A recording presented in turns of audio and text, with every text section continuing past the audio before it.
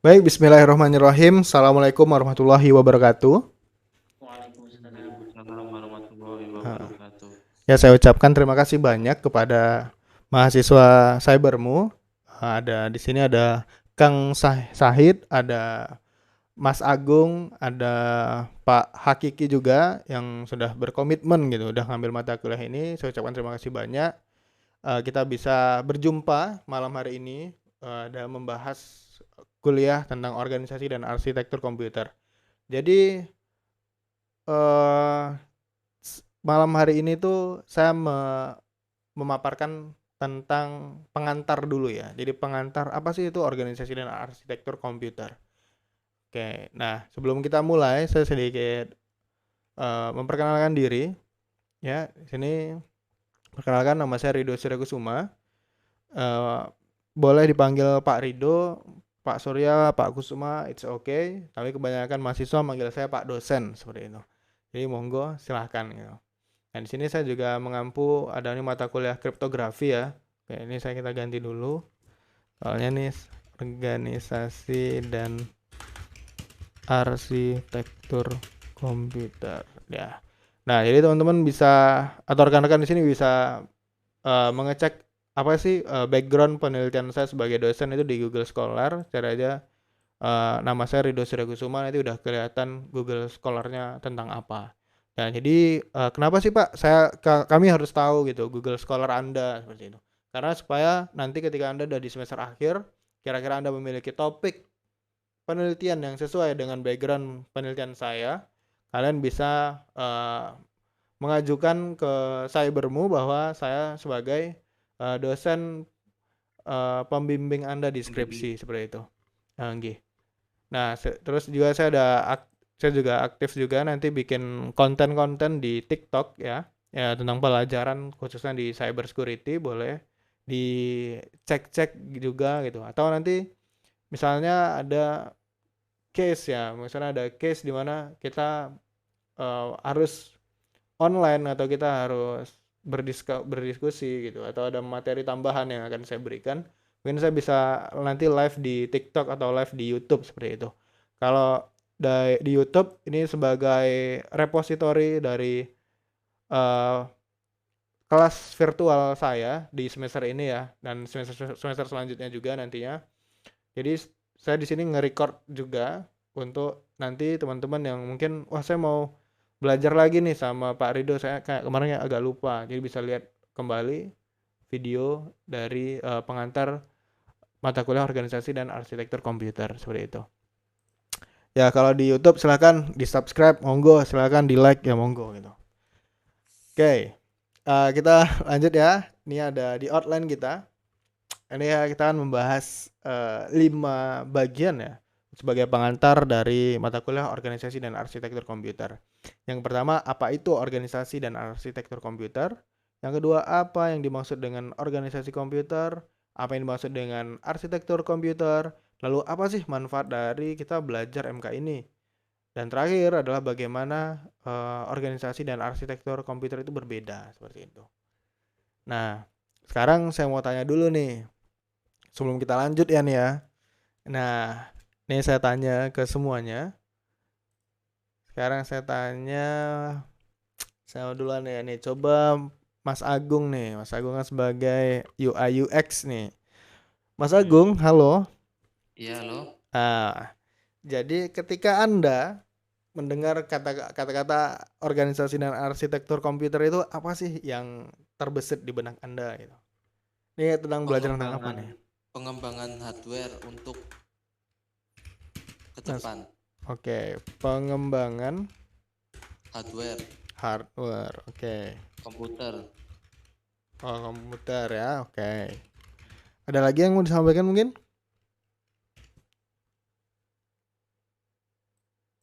Mas Agung? Apalagi ya? Ah, Apa? apa lagi nih? Pembangunan embedded system. Wah, pembangunan embedded system boleh. Ada lagi Pak, mungkin. Satu lagi apa ya?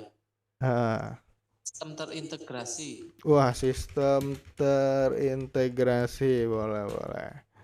Ya, Ya, udah udah tiga doang. cukup. Oke. Yuk, next. Yuk. Ini Kang Sahid. Kang Sahid nih. Apa Kang Sahid kira-kira ketika mendengar organisasi dan Organisasi arsitektur dan komputer? arsitektur komputer, Pak ya. Iya, apa itu? Kira-kira Ya, waktu terbesit itu apa di ya benak Anda? bagaimana sebuah sistem komputer dibangun barangkali. Sistem komputer dibangun. Kemudian Pak, apa lagi?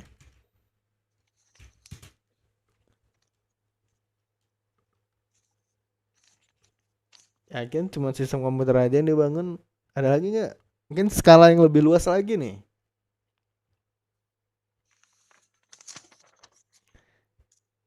Ada? Ada, Pak. Jadi saya lagi ini kamera saya dari tadi ini terus ya. Tampilan ke sana tuh kalau di saya Oke. sih jadi kayak gini, Pak. Nggak apa-apa. Mic-nya aja nggak apa-apa. Mic aja nggak apa. Baik, Gitu. Pak. Yuk.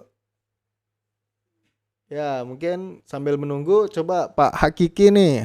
Halo Pak Hakiki. Ya, Pak. Nah, Pak, apa nih Pak? Kira-kira yang terbesit di pikiran tentang mata kuliah? Kalau arsitek lah ya, kalau kata arsitek itu desain Pak, soal desain. Desain. Membangun komputer. Desain membangun komputer. Oke. Apalagi nih Pak? Itu sih garis besarnya. Oke. Boleh. Dah, ini aja ya. Pak Kang Said mau nambahin lagi nggak nih? Atau udah cukup? Sementara cukup aja dulu, Pak. Oke. Saya juga mau melihat sisi pandang yang lain sampai sisi pandang saya juga terbuka. boleh. Jadi kita review dulu ya dari jawabannya Mas Agung nih. Jadi secara garis besarnya nanti kita dalam mata kuliah ini kita ada membahas tentang embedded system nih pasti. Ya, embedded system ini ada. Kemudian sistem terintegrasi ini juga ada. Tapi lebih ke integrasi ini lebih ke bagaimana hardware di komputer itu saling bekerja sama seperti itu. Nah, kemudian kalau sistem pembangunan komputer ini ada nanti apa aja sih sebenarnya yang membangun suatu komputer itu. Nah, kalau dari Pak Akiki ini benar juga. Jadi ini punya jawaban yang beda. Ini bagus juga gitu. Karena ini yang lain ya nggak jawab tentang desain ya, tapi lebih sebenarnya itu kita bahas dulu tentang desain juga gitu. Karena ngomongnya arsitek tadi benar. Tapi ada lagi yang tambahan itu adalah tentang jaringan komputer ini. Jadi jaringan komputer itu awalnya dari mana sih kalau kita tahu? Ternyata jaringan komputer itu sudah terbentuk dari bagaimana komputer itu bisa saling terhubung seperti itu. Maksudnya terhubung bukan antar komputer tapi dari prosesornya. Bagaimana prosesor itu bisa terhubung ke perangkat-perangkat atau peripheral atau hardware yang berada di komputer seperti itu. Ternyata jaringan komputer itu dimulai dari itu dulu gitu. Baru akhirnya pengembangan lebih lanjut terbangunlah jaringan yang sebenarnya jaringan gitu. Jaringan antar komputer sebenarnya. Jadi awalnya emang jaringan komputer itu ya dibangun itu ya jaringan antar hardware dulu dalam komputer baru akhirnya keluar seperti itu. Nah, oke, kita next ya. Jadi apa sih itu organisasi dan arsitektur komputer? Nah, ini sebagai pengantarnya. Jadi organisasi dan arsitektur komputer adalah cara bagaimana komponen-komponen dalam sistem komputer saling berinteraksi satu sama lain, membentuk sebuah sistem yang berfungsi. Ini termasuk bagaimana komponen-komponen tersebut dikontrol, diatur, dan disimpan. Seperti itu. Nah, kemudian organisasi dan arsitektur komputer juga mencakup bagaimana data dikirimkan dan diterima dari satu bagian komputer ke bagian lainnya, serta bagaimana data ditampilkan dan diolah. Ini berarti bahwa organisasi dan arsitektur komputer menentukan bagaimana komputer itu berfungsi. Nah, jadi ini sudah teman-teman di sini udah rekan-rekan di sini udah pada paham ya. Jadi kemana sih sebenarnya mata kuliah ini mengarah seperti itu. Nah, sebagai garis besarnya, organisasi dan arsitektur komputer ini adalah mata kuliah yang sifatnya sekedar teman-teman tahu gitu. sekedar tahu. Jadi kalian punya insight gitu. Jadi itulah yang akan membedakan rekan-rekan dengan orang lain yang tidak kuliah di jurusan informatika seperti itu. Kalau orang di luar informatika mungkin ya cuma belajar di YouTube dia paham gitu. Oh, komputer tuh terdiri dari apa aja sih gitu. Oh, ada motherboard, ada prosesor, ada RAM, ada hard disk gitu kan. Dan segala macamnya.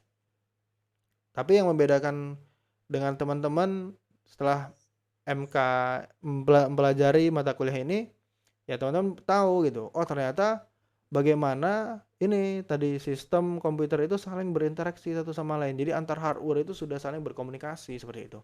Nah, terus bagaimana membentuk sebuah sistem yang berfungsi gitu. Nah, kemudian bagaimana komponen-komponen di dalam komputer itu bisa dikontrol, diatur, dan disimpan seperti itu. Jadi kalian lebih paham gitu. Oh, ternyata seperti itu ya gitu. Oke, ini dari Pak Akiki, sambil antar keluarga ke pelabuhan mau ke Jawa. Oh, nji Pak Akiki, monggo. Oke, nah kita next ya. Kita selanjutnya. Nah, apa sih yang dimaksud dengan organisasi komputer gitu? Kalau kita berbicara tentang organisasi itu, kira-kira adalah sekumpulan orang yang membentuk satu perkumpulan atau kelompok untuk mencapai tujuan bersama. Nah, organisasi komputer juga demikian gitu. Yang mana komputer itu terdiri dari komponen-komponen gitu. Yang mana dalam sistem komputer diposisikan dan disusun bersama-sama. Nah, jadi ini sebenarnya kata lainnya ya komponen ini memiliki tujuan yang sama seperti itu. Ini termasuk bagaimana komponen-komponen itu dihubungkan, diatur, dioperasikan untuk mencapai tujuan tertentu. Nah, organisasi komputer ini juga mencakup bagaimana instruksi yang diberikan kepada komputer. Nah, jadi komputer itu ternyata bagaimana proses komputer itu bisa dia mengelola gitu, mengelola inputan kita. Misalnya kita punya keyboard gitu kan, punya mouse, punya mic seperti itu. Nah, komputer itu dia melakukan perhitungan, dia melakukan semacam instruksi. Kemudian ketika kita memberikan inputan suara kepada mic ini, kemudian mic ini akan segera mengirimkan data suara saya itu ke dalam komputer. Kemudian komputer akan mengolahnya, prosesor akan mengolahnya, RAM akan mengolahnya seperti itu. Sehingga teman-teman yang berada di tempat Anda masing-masing, ada yang di Semarang seperti Mas Agung, itu dia bisa mendengarkan suara saya.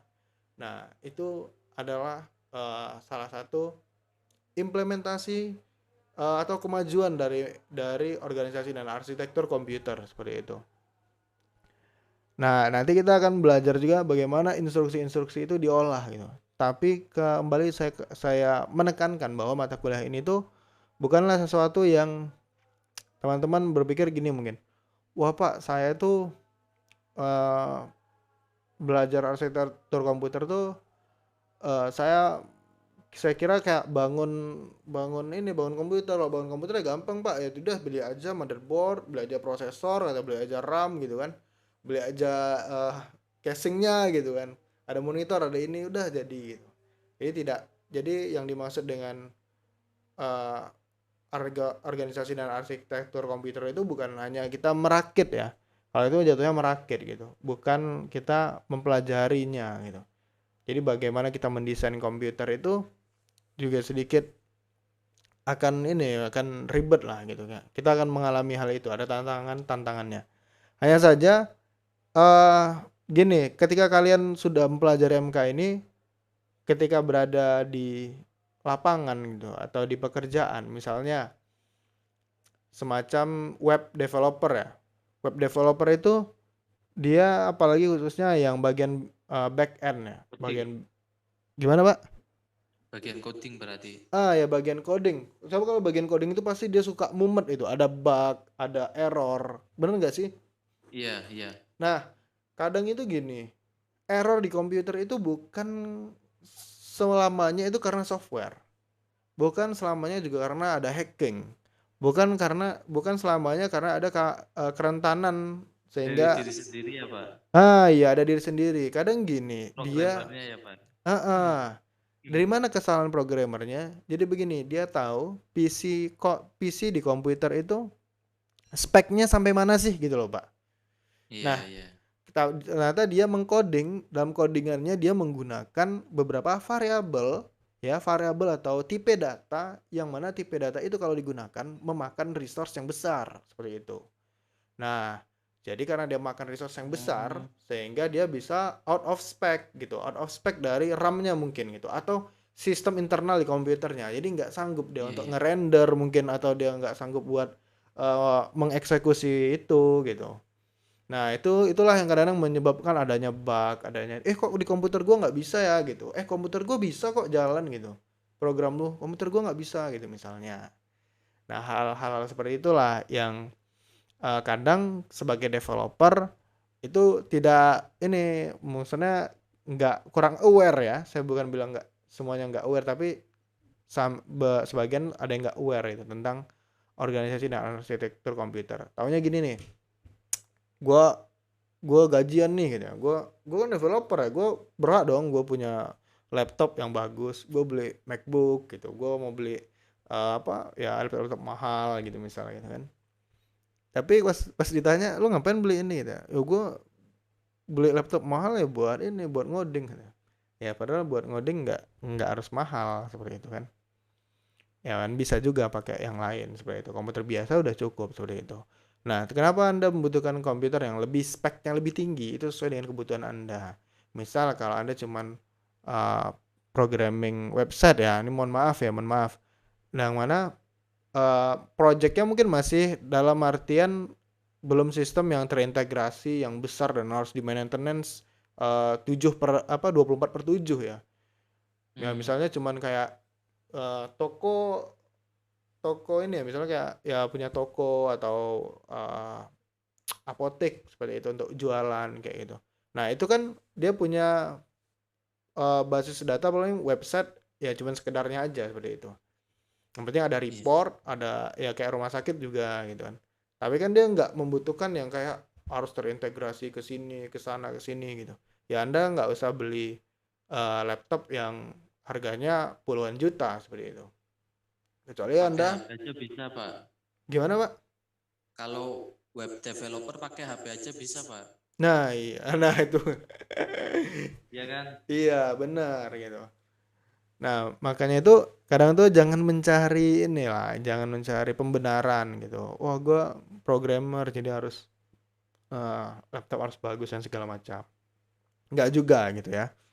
Jadi Siap. jadi seperti itulah implementasi dari mata kuliah ini gitu. Jadi tidak serta-merta ketika wah eh, program saya nggak jalan nih, berarti yang salah programmernya. Nah gitu, enggak juga gitu.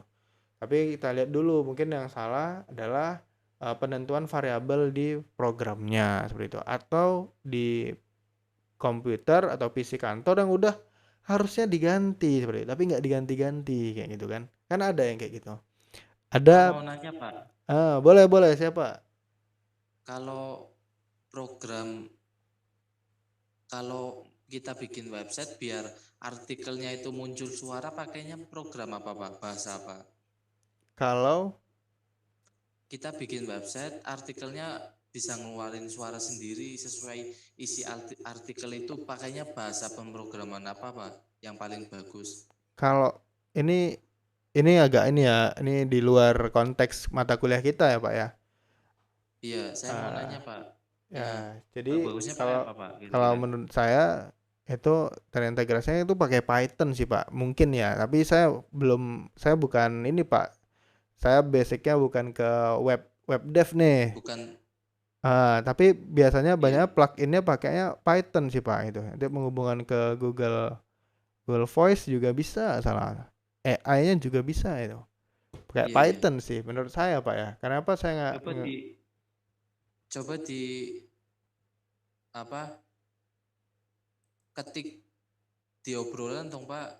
Nama itunya apa? Wah, Alatnya. kalau saya apa Pak, mohon maaf dulu ya. Di sini tuh saya lebih fokus ke mata kuliah ini Pak. Jadi bukan ke bagian sana. Kalau mau coba Iya, silakan nggak di apa-apa. browsing aja ya tentang Python. Menurut saya Python sih, karena Python bisa masuk ke semua tingkatan programming menurut saya seperti itu. Python tulisannya apa Pak? Bahasa Inggrisnya saya nggak tahu Pak. Oh gitu. Iya, Ini Pak. ditulis apa di Eh, komen kolom komen. oke. Nih tulisannya seperti ini Pak. Nanti jenengan silakan ini coba searching ya. Jadi kalau setahu saya pakai Angular Pak. itu ya? Iya, atau Oh ini iya, Pak. Kalau JavaScript itu ada juga Pak.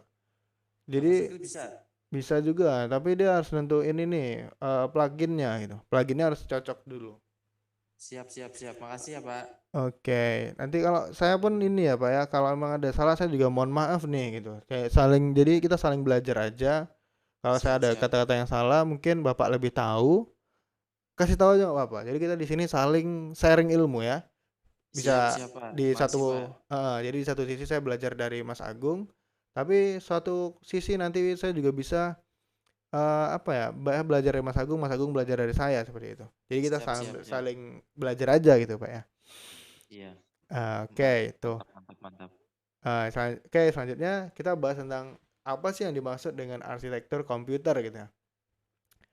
Jadi kalau ditanya arsitektur komputer, seperti yang disampaikan oleh Pak Hakiki tadi gitu, ini desain gitu. Nah, jadi eh, arsitektur komputer itu lebih kayak mendesain atau mengatur gitu komponen-komponen itu membentuk sebuah sistem gitu. Nah, sistemnya itu bagaimana udah dibangun, misalnya disusun yang cantik gitu kan. Wah, saya mau nyusun deh gitu. Misalnya kayak gini nih. Gimana ini kan didesain ini buat ini tuh kapasitor. Maaf, ini itu resistor. Nah, ini resistor yang komponen elektronik yang mereka disusun dan ini didesain gitu. Desainnya itu nah beda ya, kalau desain mungkin kayak UI UX-nya Mas Agung itu bagaimana user itu melihatnya dengan eye catching gitu. Enak dilihat gitu kan. Enak dilihat, mudah dimengerti dan segala macam. Tapi kalau di bidang eh, komputer ini bukan tentang cantiknya, bukan tentang bagaimana Anda menyusun Fungsional ya Pak. komponen Anda itu terlihat bagus ya, tapi bagaimana fungsinya dan ketercapaiannya seperti itu. Tercapai nggak tujuannya gitu, berfungsi nggak sih alat-alatnya. Kalau memang berfungsi, ya alhamdulillah seperti itu. Berarti sesuai gitu. Desain Anda sudah bagus. Nah, bagus dalam artian ada parameternya juga.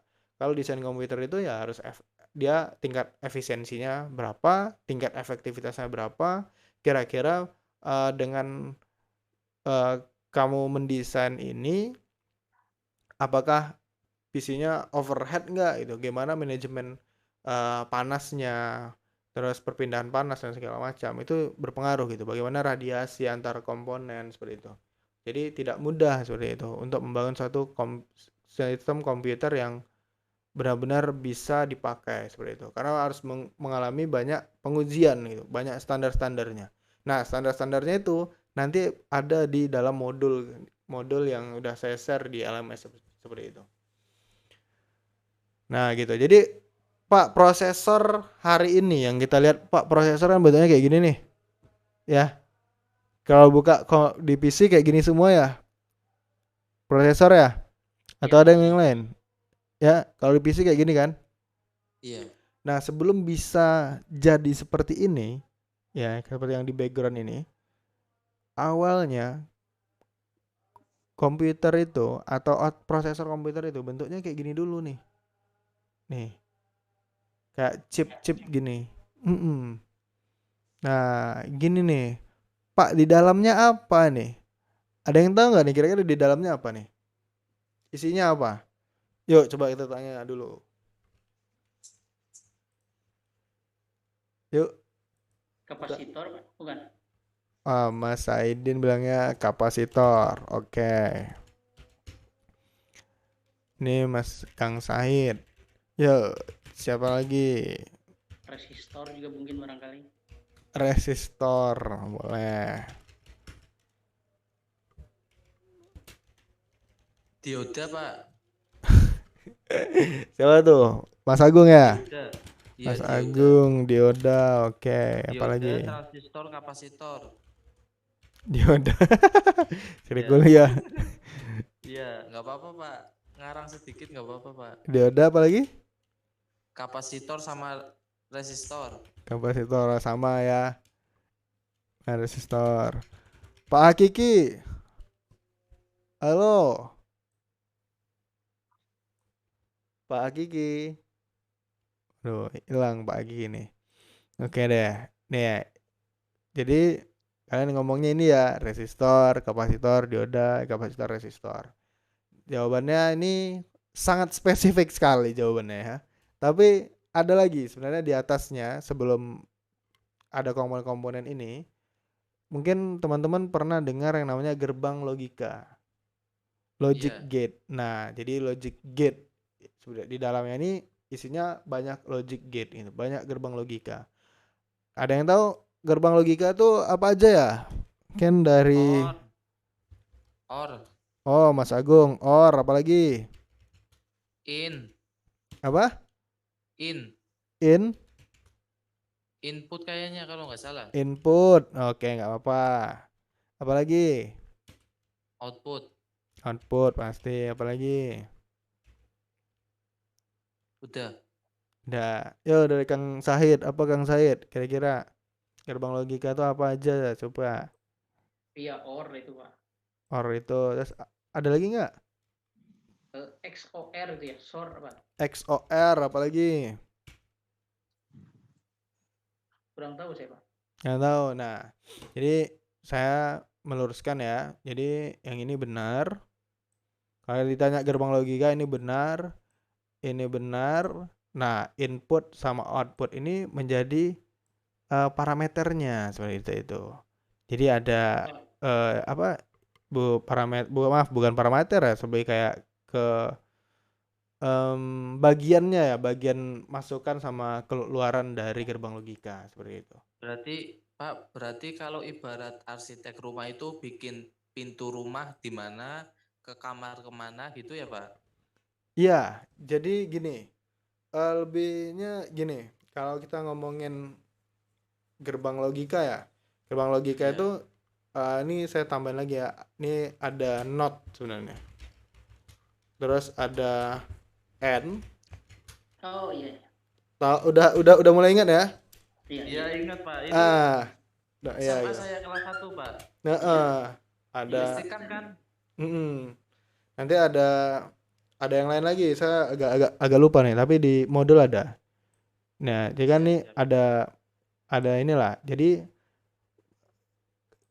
kalau ditanya Pak, gerbang N itu isinya apa sih ya? Kalau ditanya isinya ya benar yang Anda bilang ini, resistor, kapasitor, dioda ini. Benar. Ini emang ini isinya gitu. Tapi itu dibentuk kecil. Dia menggunakan namanya teknologi semikonduktor. Nah, teknologi semikonduktor itu memperkecil itunya barang-barang elektronik tadi kayak dioda, kapasitor, resistor. Makanya bisa terbentuk gini, yang ini tadi nih. Kalau kita lihat nih, ini resistor ini gitu, kayak gini. Nah bayangin kapasitor ini, resistor ini ukurannya segini nih. Bagaimana resistor yang berada di dalam ini gini, gitu. Kan lebih kecil lagi kan. Iya. Nah itulah namanya teknologi semikonduktor. Kalau Indonesia ada nggak Pak begini itu? Indonesia belum ada. Kenapa belum ada? Karena biaya investasinya besar dan outputnya belum tentu bisa mengcover biaya beli mesinnya seperti itu. Nah sehingga banyak arsitektur ya, arsitektur yang bagiannya embedded system yang seperti ditanyakan oleh Mas Agung di awal perkuliahan kita tadi, itu banyak mereka yang akhirnya membuat desainnya di Indonesia tapi buat mencetaknya ada di Cina seperti itu. Jadi belinya di Cina seperti itu. Mohon maaf saya potong Pak. Nggih, boleh. Ini terkait dengan prosesor nih, saya punya analisa, barangkali juga analisa liar Pak. Ya boleh, nggak apa-apa Pak. Kalau kita ngomongin prosesor atau CPU Central Processing Unit itu kan biasanya kita sebagai orang awam ngelihatnya satu bentukan komputer yang itulah yang bentuknya PC Pak ya, personal komputer. Padahal kan sebenarnya Prosesor itu ini yang sedang kita bahas saat ini. G. Kalau demikian Pak, berarti setiap perangkat komputer itu mempunyai prosesor, tidak hanya motherboard saja yang punya prosesor, seperti misalnya keyboard juga punya prosesor, mouse punya prosesor, bahkan sampai monitor pun punya prosesor, karena antar prosesor itu nanti saling berkomunikasi, misalkan dari prosesor keyboard mengirim ke prosesor utama sebagai sentral yang ada di motherboard, berkomunikasi, misalkan mengirimkan sebuah kombinasi huruf atau angka, barangkali seperti itu Pak, mohon koreksinya. Bener Pak Sahid. Atau Mas Agung mau nambahin dulu nih sebelum saya yang jawab. Mas Agung, Iya, mau nambahin nggak? saya masih awam Pak kalau masalah hardware Pak. Oh gitu. Ya Iya, udah. makanya. Jadi benar yang dibilang Kang Said itu benar Kang Said. Jadi sekarang itu Kang Said ya. Anda kalau lihat di motor-motor yang baru sekarang ya, motor ya mohon maaf ya kayak motor listrik ya. Terus Iya. ada motor yang kayak modelnya ya keluaran-keluaran terbaru sekarang ya, yang gede-gede itu, yang Yang metik-metik bisa itulah buka saya sendiri bilangnya. ya Pak? Hah? Yang bisa buka sendiri kan ada. Ah, ya Yang itu ada starter sendiri kan Pak. iya. Motor yang pakai basic mesin motor saja kan dia punya sudah digital, jadi dia bisa nyala sendiri, mati sendiri, klaksonnya nyala sendiri. Bener, itu udah punya prosesor masing-masing. Hanya saja prosesornya tidak sama dengan prosesor di komputer. Kalau di komputer kita tahu, oh ini pakainya AMD, oh ini pakainya Intel, oh ini pakainya Core i7 gitu, oh ini pakainya Ryzen berapa gitu. Nah, jadi semuanya, ya monggo. Pak, dulu saya waktu SMA kelas 1 ya Pak, saya itu Yeah. punya planning gini Pak, pengen bikin pintu rumah, iya Pak, pintu gerbang rumah, tapi bisa jalan sendiri kalau ada sensor ininya, kalau ada sensor apa namanya itu Sensor jarak lah. Iya, sensor jarak itu termasuknya pakainya itu juga Pak, pakainya prosesor juga Pak. Benar. Nah, jadi gini. Nah, disinilah nanti ada pembedanya di mata kuliah ini. Nanti itu kalau nggak salah saya di pembahasannya setelah UTS, saya ingat saya ya. Jadi Siap. itu pembahasan tentang embedded system. Nah, nanti di embedded system kita bisa diskusi lebih lanjut lagi. Jadi yang seperti disampaikan oleh Pak Mas Agung ya tentang tadi membuka gerbang otomatis lah gitu ya. Saya pakainya sensor. Jadi itu pakainya sensor jarak. Nah, sensor jarak itu ada banyak Pak tipikalnya gitu. Tipenya ada banyak. Nah, salah satu yang dulu saya gunakan saat saya kuliah S1 bikin project-project itu pakainya sensor ultrasonic namanya. Nah, jadi dia sistemnya pakai gelombang, Pak. Jadi pakai gelombang. Nah, jadi sensor yang kecil itu saja ya, Kang Said dan Mas Agung sama Pak Akiki itu juga pakai prosesor sendiri. Kalau dia nggak punya prosesor, gimana dia mengolahnya gitu. Nah, jadi ketika kita ngomong tentang organisasi dan arsitektur komputer, itu kita sudah berbicara bagaimana interaksi antar prosesor seperti itu. Siap. Nah, seperti itu. Benar yang rekan-rekan sampaikan itu tentang prosesor itu benar. Nah, cuman kita ngomongnya ini bukan prosesor. Karena pengertian dari prosesor itu adalah satu udah yang kompleks gitu loh. Kalau kita ngomongnya yang ini ya, kalau jenengan ke toko-toko listrik ada lihat yang kayak gini, ini jenengan jangan bilang, "Pak, beli prosesor." Jangan ya. Karena beda maknanya, beda interpretasinya beda, permaknaannya beda. Kalau mau beli yang kayak gini di toko elektronik itu namanya IC. IC apa Pak kepanjangannya? Ayo. Integrated Circuit. Ya oke. Saya luruskan ya. Integrated. Oh iya, jadi integrated bahasa Indonesia mungkin sirkuit yang terintegrasi. Jadi sirkuit yang saling terhubung. Ya, monggo silakan. Mau nanya, kalau program IC itu pakainya software apa sama bahasa apa Pak? Nah, ini bagus sekali pertanyaan. Nah, Pak, kalau Bapak nanya tentang ini, saya bisa jawab gitu. Iya. Dengan lancar seperti itu. Kalau Anda tanya Iya, tentang siap, web siap, dev, Pak, siap. nggak cocok gitu, nggak cocok di sini gitu. Ya, Nah, siap, jadi siap.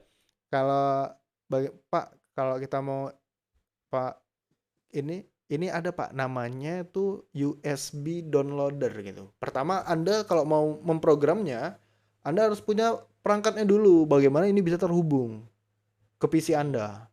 Namanya ada istilahnya USB downloader ya. Nanti ini kaki-kakinya nih ada ini ya Pak, ada fungsinya sendiri-sendiri. Nggak semuanya, wah ini tancepin semua Pak, jebret gitu. Wah nggak bisa dong. Nggak bisa Iya. gitu bro. Jadi Siap. dia ada ini kalau kita udah mainan namanya IC kayak gini, maksudnya istilah saya bukan mainan ya, sebenarnya bukan mainan, tapi ketika kita ingin advance di bagian ini, kita itu harus ngerti gitu, per kakinya ini fungsinya apa gitu. Nah, dari di mana Pak kita bisa tahu Pak IC-nya ini? Namanya pakai dataset. Nah, ini tulisannya tuh data set. Nah, dataset IC berapa? Misalnya IC yang paling mudah ya. Yang paling 555. mudah. Nah, IC 555. Dah familiar sekali ya, Pak ya. IC 55 ini biasa buat LED nih, bikin lampu kelap-kelip biasanya nih. Tuh Anda kalau beli ya, kalau Anda beli yang di online shop itu ya, yang pakai apa? LED yang panjang-panjang itu bisa berubah-ubah warnanya. Kelap-kelip itu pakainya IC 55. Seperti itu. Siap. Nah, cuman versinya mungkin nggak lebih yang kecil lagi pastinya gitu. Nah, seperti itu ya. Nah, kemudian ada yang namanya Pak USB downloader. USB downloader itu kayak dia ada kaki-kakinya yang nanti Anda harus sambungin ke IC-nya ini seperti itu. Nah, USB downloader pakainya itu secara hardware-nya ya, Pak ya. Kalau secara sistemnya pakai apa, Pak? Sistemnya nanti ada nama softwarenya Khazam nama salah saya. Bukan Khazam, Khazanah nggak salah. Khazanah bukan. Jadi Khazanah itu untuk kita bisa menyambungkan IC USB downloader sama komputer kita. Pakainya Khazanah. Di Khazanah itu ada list dari IC-IC yang bisa kita masukkan seperti itu. Nah, kemudian nanti kalau sudah kita masukkan ke dalam IC itu, kita bisa konekkan, kemudian Anda baru bisa memprogramnya seperti itu. Pak, programnya pakai bahasa apa, Pak? Programnya pakai bahasa C biasanya. C, C++, Arduino. Ada yang pernah belajar Arduino pakai Arduino. Bahkan Python bisa dimasukkan, Pak. Iya. Nah, itu. Oleh karena itulah saya tadi paparkan bahwa coba pakai Python, Pak. Setahu saya Python, Pak, gitu. Nah, Python itu bisa sampai ke program ini, Pak, seperti itu maksudnya. Iya. Nah, gitu ya. Nah, Siap, kita siap. next Nanti, dulu. Nah, kita next dulu ya. Nah, next dulu nih. Ini arsitektur komputer tadi udah. Kita bahas tentang apa sih manfaatnya gitu. Dari kita belajar mata kuliah ini tuh yaitu memungkinkan komputer itu ya untuk menyelesaikan tugas-tugas yang berbeda dengan cara yang efisien dan efektif. Ini berarti bahwa organisasi dan arsitektur komputer memungkinkan komputer untuk menyelesaikan tugas-tugas dengan lebih cepat dan lebih efisien, seperti itu. Nah, organisasi dan arsitektur komputer juga memungkinkan komputer untuk menyimpan dan mengakses data dengan lebih efisien, yang mana berarti komputer itu dalam penyimpanan datanya lebih cepat dan lebih tepat, mungkin lebih efisien juga. Nah, bisa dilihat nih ya, kayak gini kan, lihat nih, ada berapa IC-nya gini, ada banyak kan, dan ini beda-beda gitu. Loh Pak, ini kok ada IC yang bentuknya kotak kayak gini, kakinya kanan, kiri, atas, bawah gini kan. Kok ini kan beda, cuman kanan kiri aja nih. Nah, ini juga beda nih. Ini IC yang berbeda, ini IC yang berbeda, seperti itu. Nah, biasanya ini ada jalur-jalurnya yang apa ya, yang halus gitu. Nah, makanya tuh kadang yang menjadi krusial dalam perangkat elektronik itu kalau papannya nih ya, saya ngomongnya papan PCB ya, atau papan boardnya ya, board ini rusak, itu kemungkinan ya tidak bisa digunakan lagi seperti itu. So, berat kayak gitu. Nah, makanya kalau ada komputer itu ya, kalau teman-teman pernah lihat di toko komputer, itu ada komputer-komputer yang udah nggak bisa dibenerin lagi. Jadi udah ditumpuk-tumpuk aja udah itu. Nah, kalau dia udah ditumpuk-tumpuk itu pada umumnya ada jaringan di dalamnya ini yang putus seperti itu. Putusnya bisa karena jamur, bisa karena ada semut yang masuk ya, hewan, kemudian bisa kebanting atau bahkan kesiram air seperti itu. Ya, jadi krusial. Nah, kadang nih yang menjadi dilemanya seorang teknisi komputer adalah ketika ada IC yang seperti ini rusak. Nah, kalau IC udah rusak dan ternyata kalau dicari di toko-toko komputer toko-toko elektronik yang menjual komponen-komponen, itu kadang itu langka. Tidak semua ada. Jadi mereka harus order online. Nah, ketika order online, yang menjual itu nggak mau kalau ngirim cuma satu IC itu. Minimal pembelian 100 IC atau 1000 IC. Nah, itu kan juga akhirnya menjadi dilema kan. Kita kerusakannya kita cuma butuh satu, tapi kita harus beli 1000 seperti itu. Nah, itu yang kadang jadi dilema juga oleh teknisi komputer. Sehingga cara tercepatnya bagaimana Pak? Kalau ada IC yang rusak, ya mereka mengkanibal. Jadi ngambil komputer yang mungkin udah rusak juga tapi IC-nya masih bagus untuk IC tertentu itu. Jadi bisa gitu. Masih bisa mereka pakai seperti itu. Nah, kemudian di sini tuh selain itu ya, kenapa penyimpanan data lebih cepat seperti itu? Karena jalur-jalurnya ini menentukan gitu. Semakin jauh jarak jalurnya, itu pasti ada delay sepersekian detik seperti itu. Nah, kalau udah ada delay sepersekian detik itu akan berpengaruh sama kinerja yang lainnya seperti itu. Jadi setiap komponen yang diletakkan di dalam board ini memiliki perhitungannya sendiri-sendiri seperti itu. Jadi nggak sembarangan ya gitu. Seorang engineer embedded system atau electrical itu dalam menyusun komponen-komponen itu juga ada perhitungannya seperti itu. Yang masuk di sini berapa? Misal gini, kira-kira nih saya tanya nih, buat IC ini kira-kira kita membutuhkan daya yang besar apa daya yang kecil? Yuk, coba saya tanya Besar. dulu nih. Dari Mas Agung besar katanya ya. Kalau dari Kang Sahid apa? Kecil, Pak. Kecil. Kecil. Oke, Pak Akiki? Halo? Pak Akiki, Assalamualaikum. Oh, nggak ada ya. Jadi yang paling tepat itu jawaban Kang Sahid. Yaitu kecil.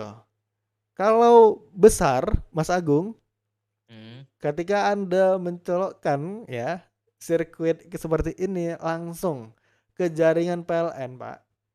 Saya yakin, Pak. Langsung meledos, Pak. Meledak. Langsung meledak, Pak. Kobong, Pak. Kebakar, Pak. Karena kalau udah di bagian board seperti ini, Pak, ini arusnya udah arus DC, Pak. Jadi bukan arus AC lagi. Kalau di PLN itu arus AC, jadi arus bolak-balik. Jadi kalau kita mau nyambungkan board ini ke arus PLN gimana, Pak? Membutuhkan namanya adaptor. Makanya handphone kita nggak bisa kan langsung kayak colokan kipas angin kan ya. Langsung colokan. Kita kan pasti ada yang adaptor, ada casannya, ada charge-nya kan. Nah, itulah ada konektornya. Apa fungsi dari casan kita itu atau konektor kita adalah untuk menurunkan tegangannya, menurunkan arusnya, sehingga arus yang mengalir di handphone kita, di komputer kita, di kipas kita mungkin atau di lampu kita yang LED itu jauh lebih kecil dan sesuai dengan kebutuhannya. Seperti itu, Pak. Ya, rekan-rekan ya, bisa dimengerti ya? Bisa. Nah, seperti itu. Nah, karena kenapa disusun Pak sedemikian rupa ya? Selain dari view yang eye catching dalam mendesain hal seperti ini, juga harus memperhitungkan efektif dan efisiensinya seperti itu. Pak, yang nama efisien itu gimana sih Pak? Efisiennya seperti ini. Misalnya, yang mengatur efisiensi dari arus listrik tadi ya atau daya listrik tadi ada namanya IC power seperti itu. Nah, makanya kalau Anda ya punya smartphone, Pak, smartphone saya nggak bisa dicas gitu. Udah dicas lama gitu, ya kan? Padahal baterainya bagus. Nah, kalau baterainya bagus, terus ngecasnya masih lama, berarti yang rusak adalah IC power. Nah, kalau udah rusak IC power, itu biasanya tidak mudah untuk penggantiannya. Dan itu membutuhkan waktu yang lama. Nah, di laptop ya, itu punya gitu. Namanya IC power. IC powernya ada dua. Yang pertama buat langsung terhubung ke jaringan listrik, yang satu lagi untuk terhubung untuk pengelolaan ketika komputer itu tidak terhubung dengan arus listrik secara langsung, arus PLN. Jadi misalnya dari baterai ke komputer gitu. Dan IC power yang satu lagi berfungsi ketika dia mengelola arus dari PLN ke komputer kita. Terus disimpan ke baterai seperti itu. Jadi itu saling kerjasama. Potong lagi, Pak. Hah? Ya boleh, silakan. Pertanyaan ini, Pak, terkait IC power itu yang di komputer posisinya setelah power supply apa sebelum power supply? Oke. Apa memang IC power itu power supply sendiri?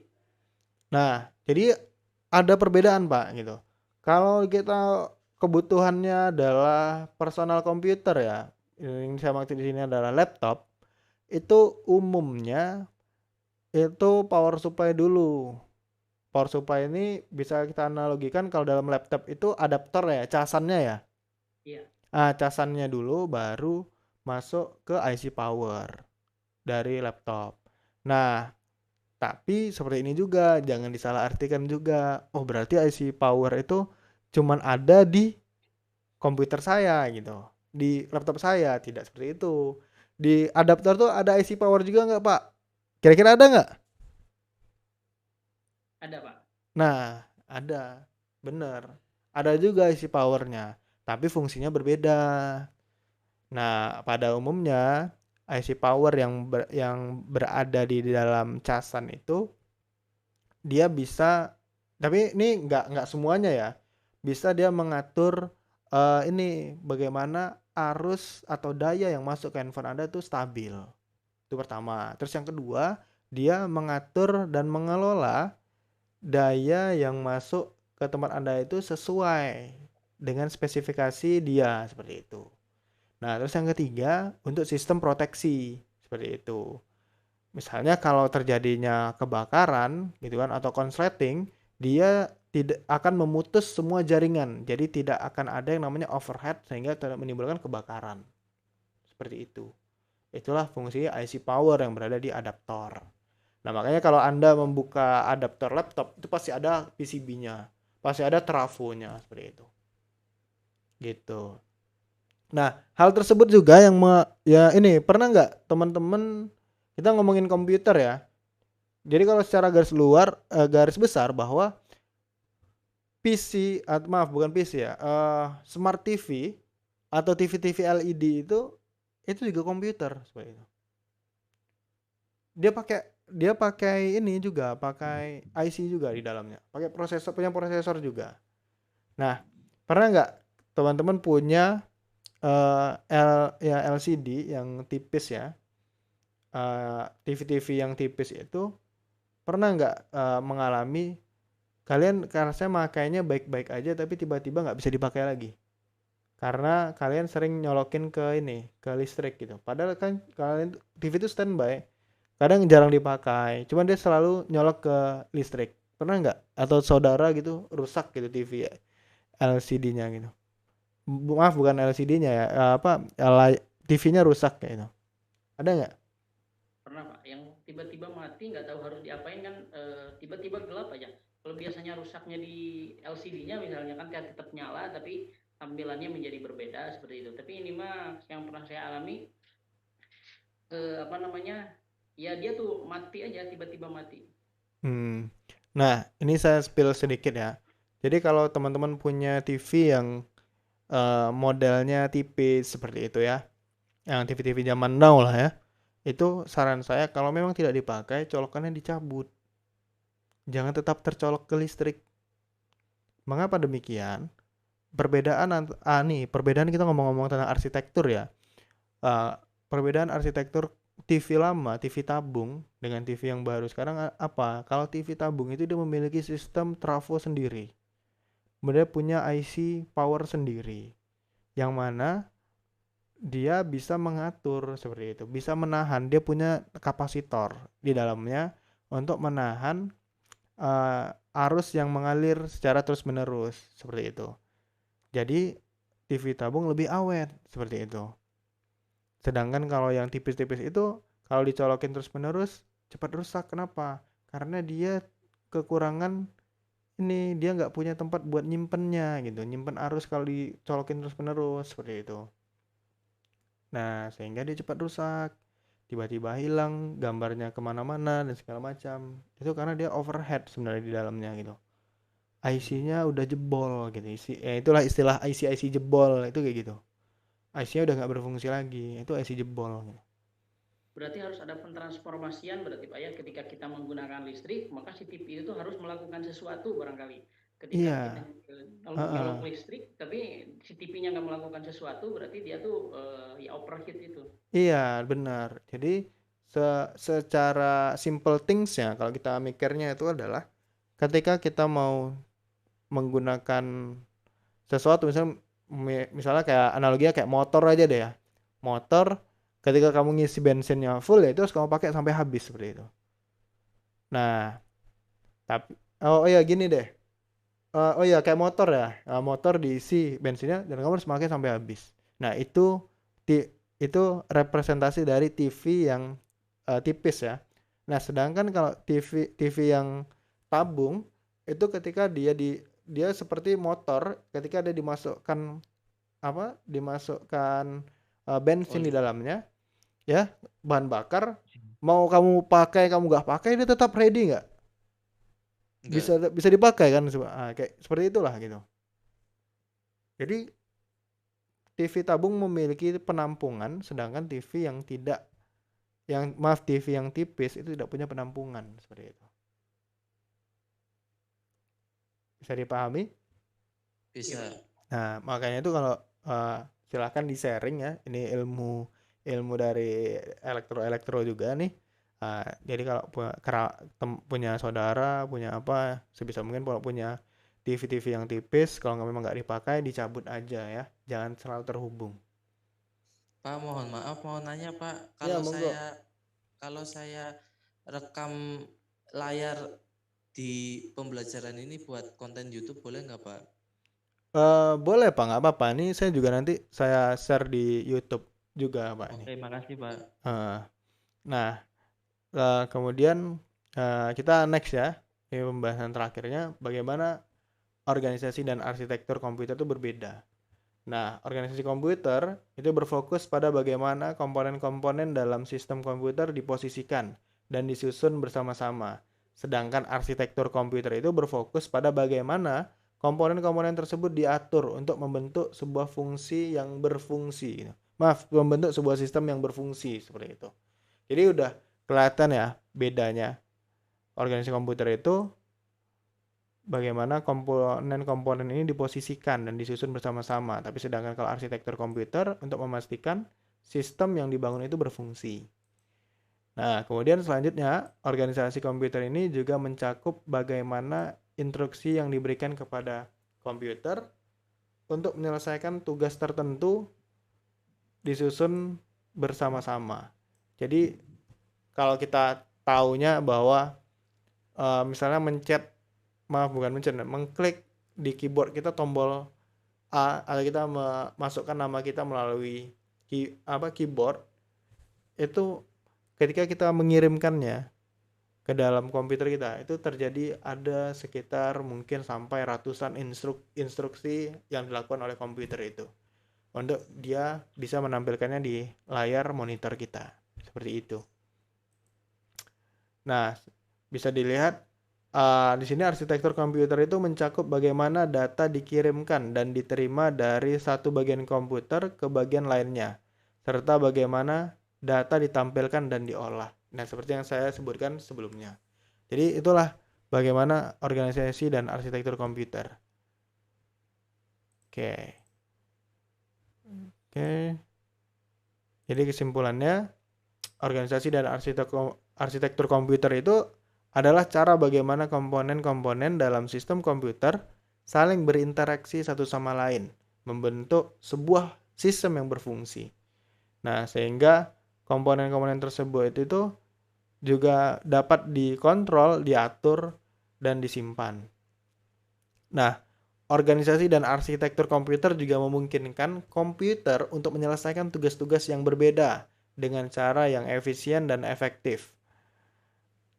Nah, terus dengan kita mempelajari organisasi dan arsitektur komputer ini, kita dapat mengetahui bagaimana komputer itu menyelesaikan tugas-tugasnya dengan lebih cepat dan lebih efisien. Nah, makanya nanti di dalam modulnya ini ada disebutkan bagaimana salah satunya ya, itu bagaimana dia membangun sebuah komputer itu, seperti itu. Nah, paling itu aja. Mau tanya Pak, Oke, ya monggo silakan. kalau kita mau membangun sebuah server komputer itu pakainya menggunakan hardware apa Pak? Apa aja Pak? Nah, ini menarik nih pertanyaannya. Jadi gini, jangan samakan server komputer itu ya dengan Iya. komputer pada umumnya. Nah, paradigma yang kurang tepat adalah ketika dia membeli suatu PC gaming. Wah, ini PC gaming nih, bisa nih dibuat ke server. Pasti kan punya pemikiran seperti itu. Kan speknya Iya. gahar gitu kan. Dan VGA-nya ngeri gitu, RTX gitu. Harddisknya dowo panjang, lebar gitu kan. Bisa dipakai. Terus punya pemikiran bahwa wah, resolusinya apik gitu. Tampilannya bagus gitu. Berarti ini cocok nih. Ini namanya komputer server gitu. Nah, sayangnya tidak demikian. Kalau komputer server itu adalah komputer yang di dalamnya atau arsitektur sistemnya sudah dibangun sedemikian rupa untuk dapat dialiri arus listrik selama atau dalam periode 24/7. Jadi tidak boleh mati sama sekali. Tidak boleh sampai off seperti itu. Nah, jadi itu sudah dibangun sedemikian rupa. Makanya kalau Anda mau membangun server, belilah PC server, bukan PC personal computer ya. Maksudnya bukan beli komputer yang harian seperti itu. Jangan beli komputer gaming. Tapi belilah komputer server seperti itu. Karena komputer server itu sudah tahan banting. Sudah siap untuk berjalan selama 24/7. Sedangkan kalau Anda membeli PC biasa, bisa nggak buat server? Kalau dibilang bisa ya bisa gitu. Tapi buat kestabilannya untuk menangani tugas-tugas gimana? Ya bisa, hanya saya tidak lama dan tidak terus-terusan seperti itu. Performance-nya akan naik dan turun. Nah, seperti itu. Sedangkan kalau PC server itu sudah dibangun sedemikian rupa dengan spesifikasi tertentu, prosesor tertentu, IC power tertentu juga gitu. Yang tangguh, yang insya Allah bisa berjalan selama 24/7 tanpa mati seperti itu. Pak, ada nggak khusus mata kuliah tentang server ini Pak? Ada Pak, namanya teknologi server. Itu sama. Itu semester berapa? Itu saya agak lupa ya Pak. Itu kalau nggak salah saya tuh semester 4 ini harusnya atau semester 2 ya kalau nggak salah saya. Itu sama Pak Andi Sugandi. Ada namanya teknologi server. Kamu kalau mau belajar tentang server, itu tanya ke Pak Andi seperti itu. Yes. Itu lebih tepatnya gitu. Iya. Makasih Pak infonya Pak. Itu ya. Oke, paling buat ya pengantarnya saya cukupkan di sini dulu ya. Buat yang bagian ini gitu. Jadi kita berpindah ke sebelah dulu, tapi ini saya tutup dulu. Terima kasih buat udah mendengarkan, udah bertanya juga. Rekan-rekan, ada Kang Sahid, ada Mas Agung dan Pak Akiki. Bila fisabilil haq, fastabiqul khairat. Assalamualaikum warahmatullahi wabarakatuh. Waalaikumsalam.